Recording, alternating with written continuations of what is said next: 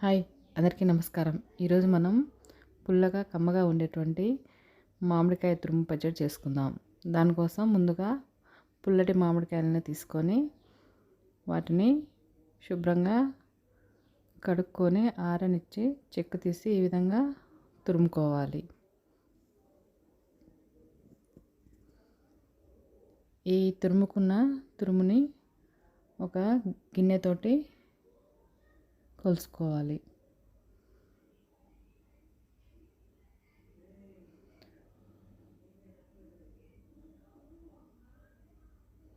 ఈ విధంగా గిన్నె నిండుగా తురుము తీసుకొని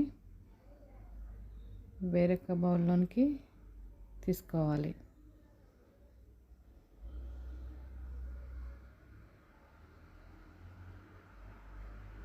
ఈ గిన్నెతోటి మొత్తం 2 గిన్నెల తురుము వచ్చింది. ఇదే గిన్నెతోటి కొలత ప్రకారం పావు గిన్నె ఉప్పు, ముప్పావు గిన్నె కారం వేసుకోవాలి.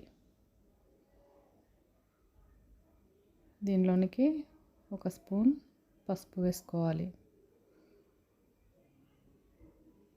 వీటినంతటిని చక్కగా కలిసేలాగా కలుపుకోవాలి.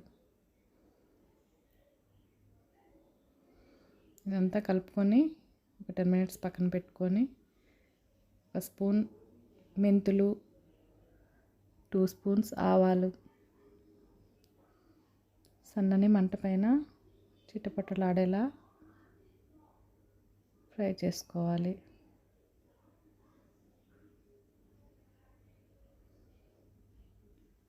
ఫ్రై అయిన తర్వాత వీటిని బాగా చల్లార్చుకోవాలి. చల్లారిన తర్వాత ఈ విధంగా మిక్సీ జార్లో తీసుకొని పొడి చేసుకోవాలి. ఈ పొడిని ఇందులో కలుపుకొని ఈ తురుములో అంతా కలిసేలాగా చక్కగా కలుపుకోవాలి.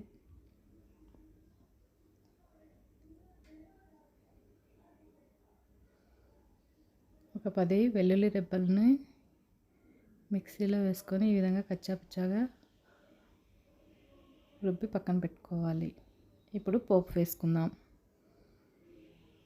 ఒక బాణలి పెట్టుకొని దానిలోనికి తగినంత నువ్వుల నూనె పోసుకొని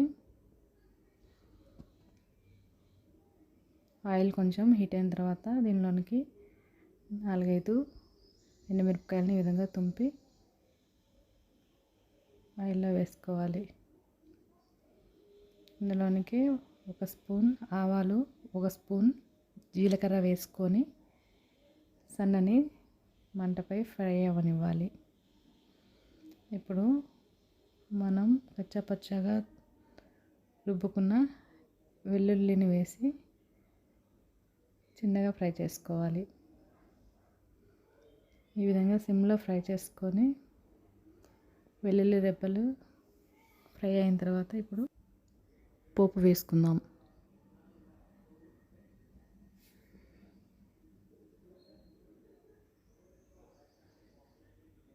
ఈ పచ్చడిని అంతా చక్కగా కలుపుకొని చల్లారిన తర్వాత ఒక గాజు కంటైనర్లో కనుక స్టోర్ చేసుకున్నట్లయితే 1 మంత్ వరకు ఫ్రెష్గా ఉంటుంది. ఈ పచ్చడి ఊరాల్సిన అవసరం లేదు. దీన్ని ఇప్పటికిప్పుడు వేడివేడి అన్నంలోనికి కొంచెం నెయ్యి వేసుకొని కలుపుకొని తిన్నట్లయితే పుల్ల పుల్లగా చాలా బాగుంటుంది. మా పిల్లలైతే పప్పుచారు, పచ్చడి, నెయ్యి వేసుకొని చాలా ఇష్టంగా తిన్నారు. ఓకే ఫ్రెండ్స్, ఈ పచ్చడిని మీరు కూడా ట్రై చేసి చూడండి. మీకు ఈ రెసిపీ నచ్చినట్లయితే లైక్ చేయండి, షేర్ చేయండి, సబ్స్క్రైబ్ చేయండి. Bye friends.